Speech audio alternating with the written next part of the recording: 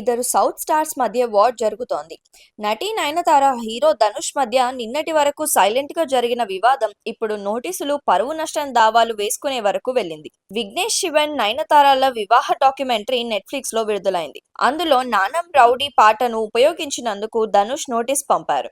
10 కోట్లు చెల్లించాలని లీగల్ నోటీసులు పంపడంతో నటి నయనతార 2 పేజీల లేఖ రాస్తూ హీరో క్యారెక్టర్ ని డ్యామేజ్ చేస్తూ విమర్శలు చేసింది. నయనతార ఇన్స్టాగ్రామ్ లో షేర్ చేసిన లెటర్ ఇప్పుడు ఇండస్ట్రీలోనే కాదు, సోషల్ మీడియాలో కూడా వైరల్ అవుతోంది.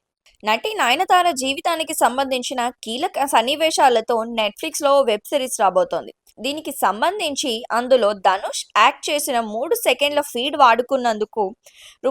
10 కోట్లు కట్టమంటూ ధనుష్ నటికి లీగల్ నోటీసులు పంపారు. దానికి కౌంటర్ ఇస్తూ నయనతార ఇన్స్టాగ్రామ్ లో పోస్ట్ పెట్టింది. పరిశ్రమలో ఎవరి ప్రోత్సాహం, సహకారం లేకుండా ఒంటరిగా వచ్చి పేరు ప్రతిష్టలు సంపాదించుకున్న మహిళ తాను అని మొదలుపెట్టింది. కష్టాన్ని నమ్ముకున్న వ్యక్తిని కాబట్టే తనకు ఈ రోజు పరిశ్రమలో ఈ ఆదరణ లభించింది. నా పాజిటివ్ జర్నీ నన్ను ఇష్టపడే నా అభిమానులకు, సినీ పరిశ్రమకు బాగా తెలుసని పేర్కొంది. అదే సందర్భంలో ధనుష్ పై ఆమె హాట్ కమెంట్స్ చేస్తూ లేఖ రాసింది. నాపై చాలా సంవత్సరాలుగా జరుగుతున్న కొన్ని తప్పుడు చర్యలను బహిరంగంగా ఉంచాల్సిన అవసరం ఉంది.